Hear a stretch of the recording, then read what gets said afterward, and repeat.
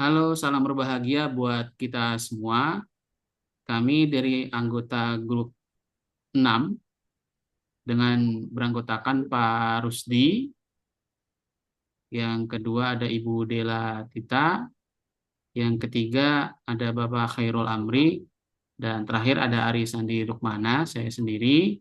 Kami adalah grup 6 akan mempresentasikan tugas kelompok ketiga untuk mata kuliah Bahasa Indonesia dengan judul artikelnya adalah Analisis Risiko dan Perancangan pada Proses Pengangkatan Manual Bahan Kimia di PT XYZ.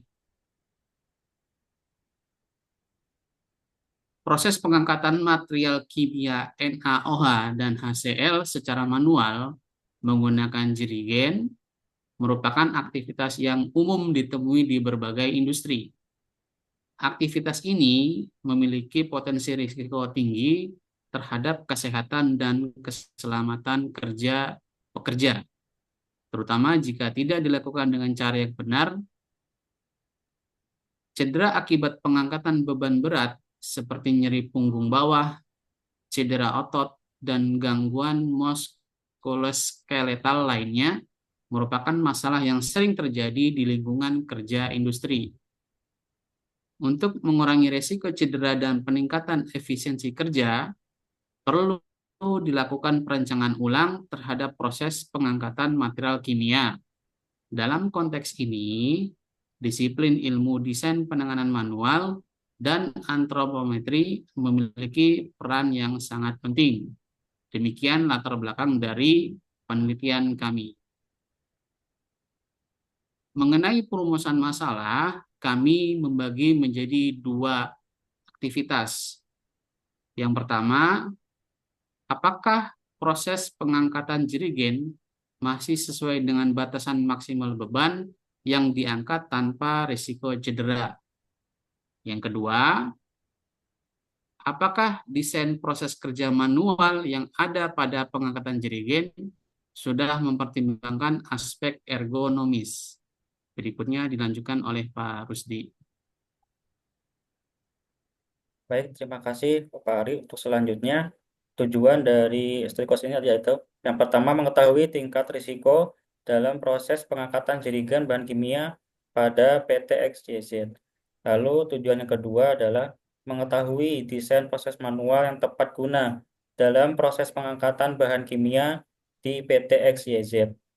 Metode penelitian yang digunakan dalam karya ilmiah ini yang berjudul Analisis Risiko dan Perancangan pada Proses Pengangkatan Bahan Kimia melibatkan pendekatan kuantitatif untuk mengidentifikasi dan mengevaluasi serta membuat rancangan untuk mengurangi potensi risiko yang terkait dengan pengangkatan bahan kimia.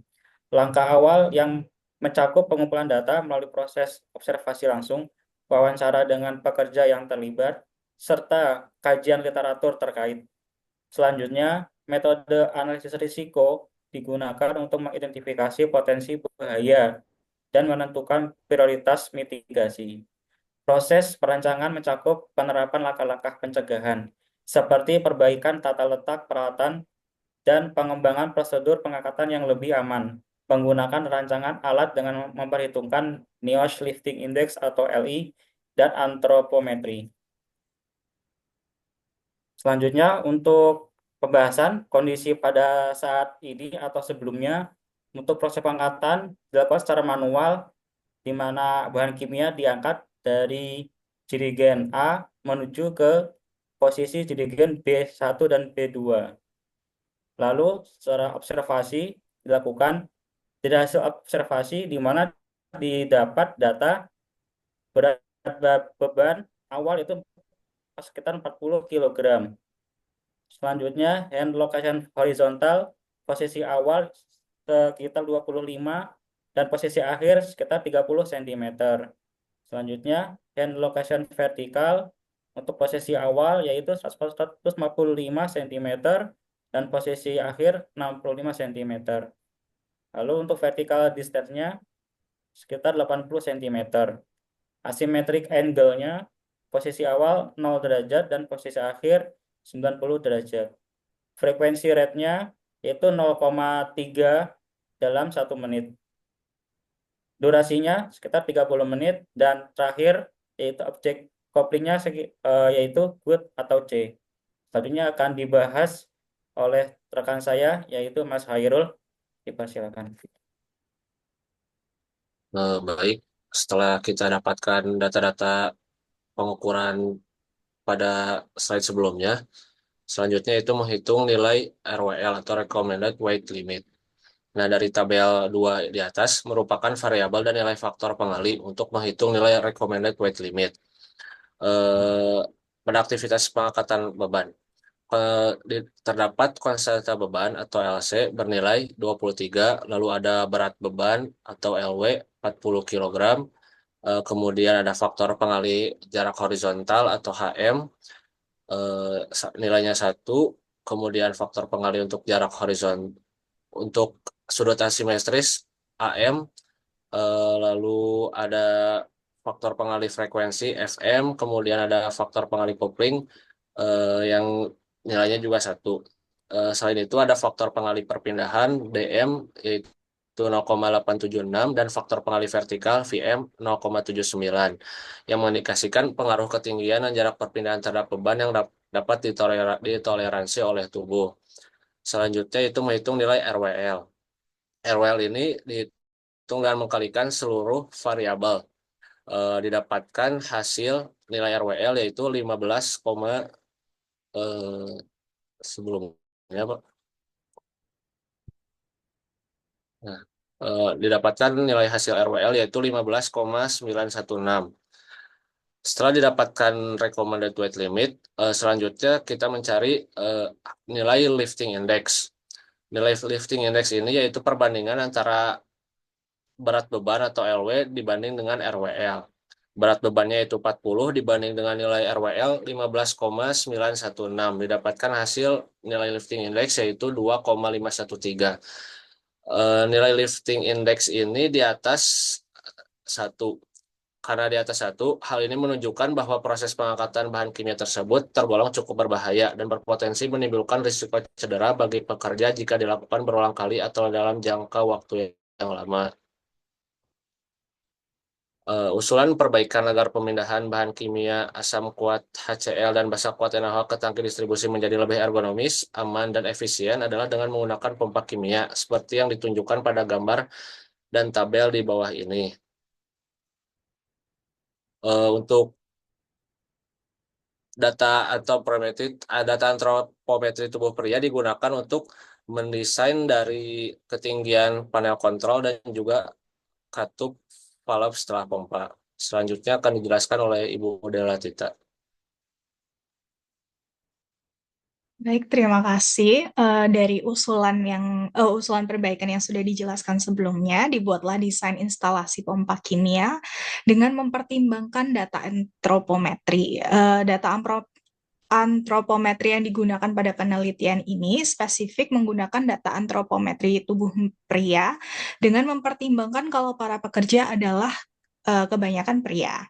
Desain panel kontrol instalasi pompa diletakkan pada ketinggian bahu, yaitu pada ketinggian 144 cm, sesuai dengan persentil 50 dari data antropometri dimensi nomor 3 atau tinggi bahu. Desain itu diharapkan dapat membuat para pekerja nyaman dengan mempertimbangkan tinggi rata-rata para pekerja.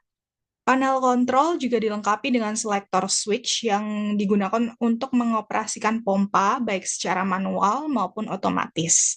Panel juga dilengkapi tombol darurat yang digunakan untuk kondisi atau keadaan yang tak terduga. Ketika pompa dioperasikan dalam keadaan otomatis, floatless level switch akan berfungsi mematikan pompa saat cairan mencapai level yang diinginkan. Desain pompa juga dilengkapi katup yang diletakkan pada ketinggian 65 cm yang didasarkan pada persentil 50 data antropometri dimensi nomor 7, yaitu tinggi ujung jari atau fingertip height. Selanjutnya, Dari penelitian yang sudah dilakukan, dapat disimpulkan bahwa proses pengangkatan manual bahan kimia NaOH dan HCl menggunakan jerigen pada PT XYZ mendapatkan nilai lifting index atau LI sebesar 2,513, yang artinya beban yang diangkat melebihi batas rekomendasi NIOSH. Aktivitas tersebut beresiko tinggi, terutama pada cedera muskulosketal. Desain usulan pompa kimia ini mempertimbangkan antropometri para pekerja untuk memastikan kesesuaian alat dengan ukuran dan postur tubuh para pekerja, sehingga diharapkan dapat menciptakan lingkungan kerja yang lebih ergonomis dan aman. Desain usulan pompa kimia ini yang mempertimbangkan faktor ergonomis diharapkan dapat mengurangi resiko cedera dan meningkatkan produktivitas. Selanjutnya. Baik, terima kasih. Demikian presentasi dari kami. Semoga apa yang telah disampaikan dapat bermanfaat dan memberikan inspirasi. Terima kasih untuk perhatian dan waktunya. Salam.